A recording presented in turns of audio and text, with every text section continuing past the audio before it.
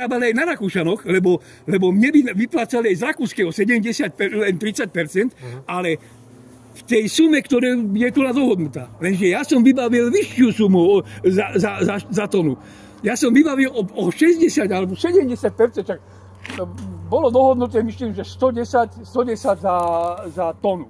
110 korún za tonu a ja som mal dohodnuté dokonca viac, čak 230 som mal dokonca tonu, ale musel som to doručiť do Rakúska. A nebol problém, lebo ja som sa potom s Alasom dokonca, Alasáci by urobili tú vlečku, popri železnici je dvojkoľajka do Bratislavy, železniča, nie?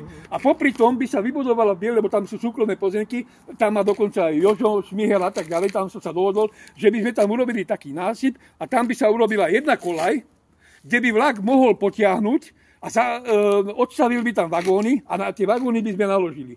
A on by normálne vyšiel smerom na Bratislavu. Rozumieš ma? Odtiaľ to by došiel vagón, alebo odtiaľ to by došiel, lebo to by bolo len pri jednej, nebol by na obidvoch stranách. Na tejto strane od Bielu by bola vlečka, dlhá, ja neviem, no však, to je taká istá koľaj, jak bola do Mlyna volakedy, keď to tam zrušili. No a takú istú by som, tá by sa potom zrušila, ale pre tie účely, lebo to je tie 4 roky a tak ďalej, že tam bol taký veľký objem a možno, a už som aj s tým rátal, že keď sa to ustáli a tak ďalej, že ja tie ďalšie 3-4 hektáre, to znamená, nebude sa kopať 3-4 roky trvalo na tie základní 4 hektáre, ale ďalšie 3 hektáre som mal pripravené, že tie sa potom budú kopať, ale až to, čo sa dokončí, a to by sa deklarovalo ako samostatný projekt. Nebolo by to 4 hektáre, ale bolo by to 3 hektáre, ale bol by to vedľa vykopaný ďalší rybníček, ktorý by sa potom spojil.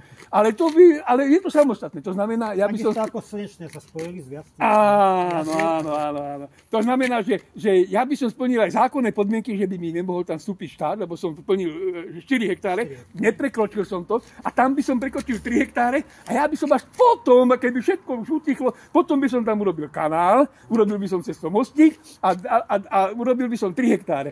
A zase, nemohli by to, nikto by to nemohol deklarovať ako 7 hektárový pozemok a nemohli by tam vstúpiť štátne orgány. Nemohol by tam vstúpiť štát. Áno.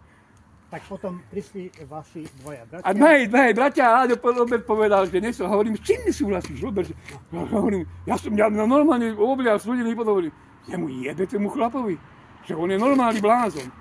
A potom som pozrel na Láďa, a on hovorí, no však jasne. A hovorím, a Láďo, ty tu čo robíš?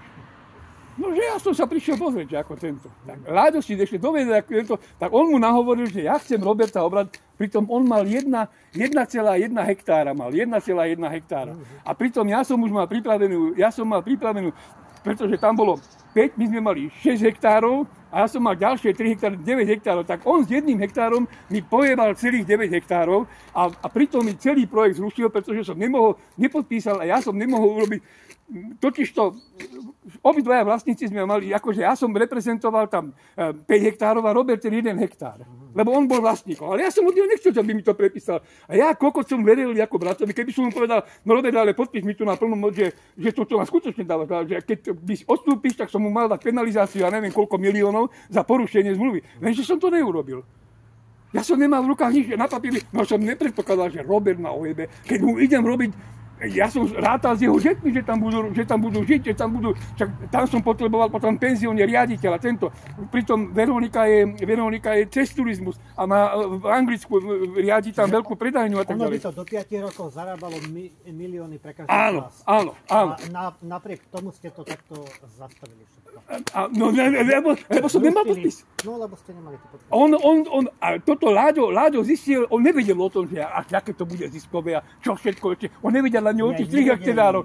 Ale on vedel o tých 4 hektárov a že to bude, že to je dobré, že to má, že je to životaschopné, že naozaj to bude zarábať peniaze, veľké peniaze to bude zarábať.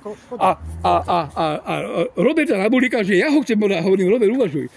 Ale keby mi to povedal predtým, aby som mu to vysvetlil, ale mi dal možnosť. No potom tak, a teraz tí riaditeľ, čo tam sedeli, tak teraz čo? Aha. Čo spravíme teraz, že tak podpíšeme to, alebo nepodpíšeme to, alebo čo. Lebo to bol záverečný podpis, ktorý vlastne spúšťal už celú akciu. Už to malo ísť ja už som si mohol som sa aj zdvihnúť a mohol som ísť na pivo, pretože už to bolo mimo mňa, lebo a teraz ja som tam mal ešte dohodnuté, čo bolo ďalej, čo by tam bolo. A s Robertom som napríklad rátal, však on robil 30 rokov na Štrkovních, rozumieš ma? A ja som s tým rátal, že on tam, to bude môj človek, ktorý tam bude chodiť, len tam bude chodiť ako môj dozor na tú Štrkovňu a bude tam, aby sa kubíky dobre rátal, a ja by som tam dosadil svojho človeka. No ale a Roberta som potom rátal, že on tam bude robiť správcu, ako do vody, aj okolo a potom zariadenia, ktoré tam, lebo on je šikovný chalanisko aj tento. A toto všetko toto kokos hodil za hlavu.